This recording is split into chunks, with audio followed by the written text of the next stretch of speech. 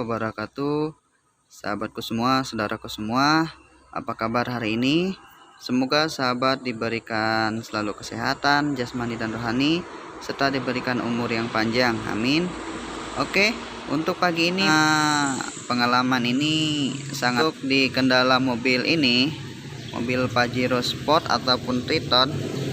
Ini sudah dilakukan pembongkaran untuk pembongkaran bagian deksel ya, karena untuk pertama kali penyakitnya dan keluhannya itu temperaturnya naik, kemudian untuk bagian radiatornya sudah dibersihkan atau digorok ya, kemudian kita pasangkan perpak yang baru.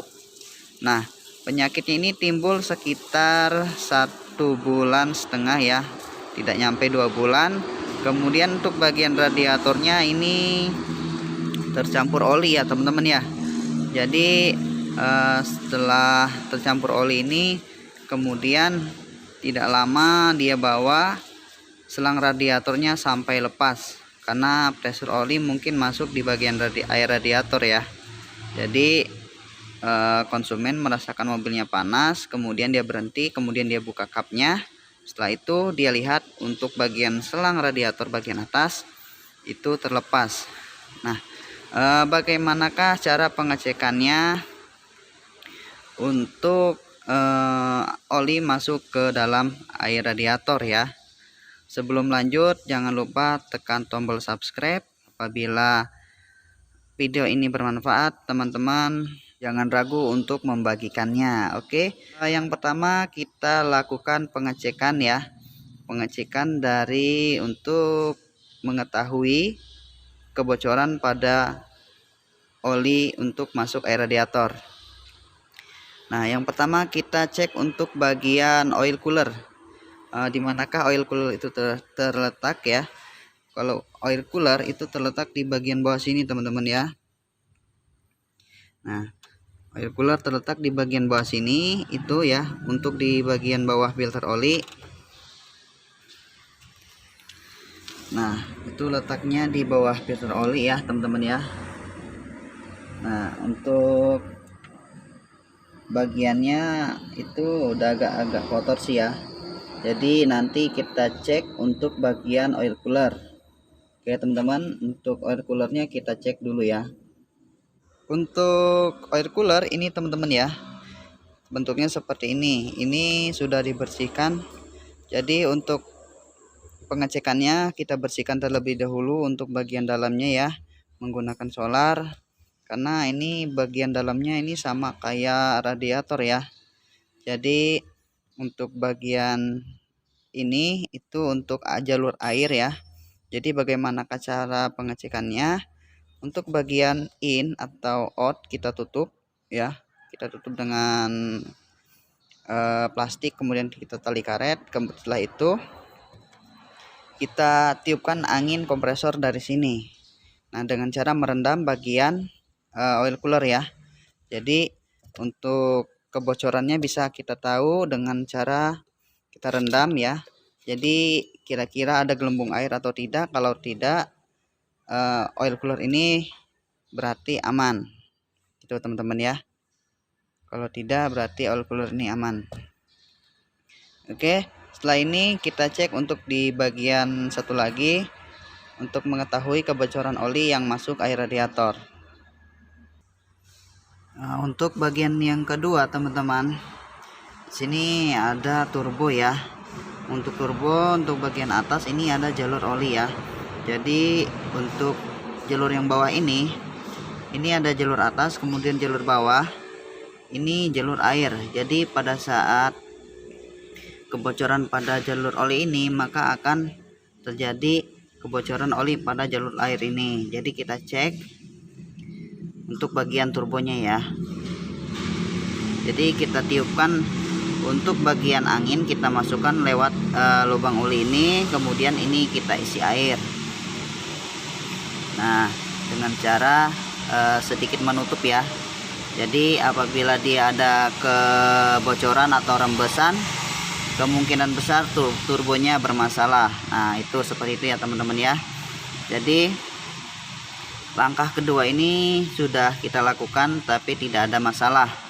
Kemudian kita cek selanjutnya untuk pembongkaran pada deksel mobilnya teman-teman. Oke, untuk langkah ketiga kita lanjut. Untuk langkah kedua sudah kita periksa teman-teman. Untuk pemeriksaan pada oil cooler sudah ya. Kita tes, mobil kita hidupkan lagi ya, kita coba lagi, ternyata masih ada rembesan pada oli ya. Jadi olinya masih timbul di bagian radiator. Setelah itu kita cek untuk di bagian turbo ya. Untuk bagian turbo jalur air ya. Jadi sudah kita periksa masih aman teman-teman ya, masih aman intinya. Kemudian langkah yang ketiga kita harus bongkar lagi dekselnya. Jadi kemungkinan besar apabila perpak ini yang bermasalah atau yang lainnya kita cek dulu ya. Jadi kemungkinan besar masih terkendala di bagian perpak. Walaupun perpaknya baru, kita belum tahu fisiknya ya. Karena kemarin pas pemasangan kita gunakan perpak yang baru. Oke, lanjut untuk pembongkaran dekselnya. Kita analisa lagi lebih lanjut. Oke, ini dia teman-teman hasilnya ya. Ini sudah dilakukan pembongkaran pada dekselnya. Untuk bagian deksel sudah copot ya. Kemudian kita cek untuk bagian oli. Untuk bagian oli di sini olinya berada di bagian belakang, tekanan olinya ya. Jadi sekarang kita cek, kemudian kita analisa untuk bagian perpak dekselnya. Nah, untuk dekselnya sudah terlepas ya teman-teman ya. Jadi kita cek untuk bagian perpak, ternyata penyakitnya berada di sini ya. Dimanakah itu teman-teman? Nah, di sini penyakitnya sudah kelihatan. Walaupun ini menggunakan perpak atau barang yang baru ya. Ini barang asli baru, tetapi terjadi masalah seperti ini ya. Nah, di sini terlihat bagian ini ya.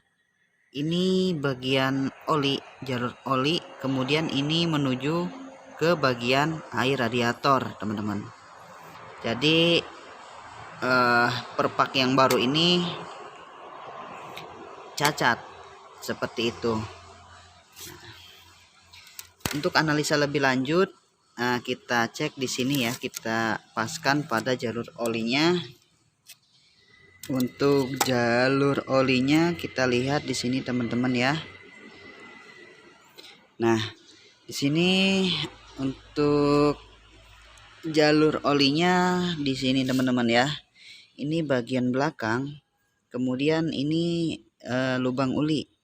Lubang oli ini jauh ya dengan lubang water jacket atau lubang air di bagian ini untuk radiator.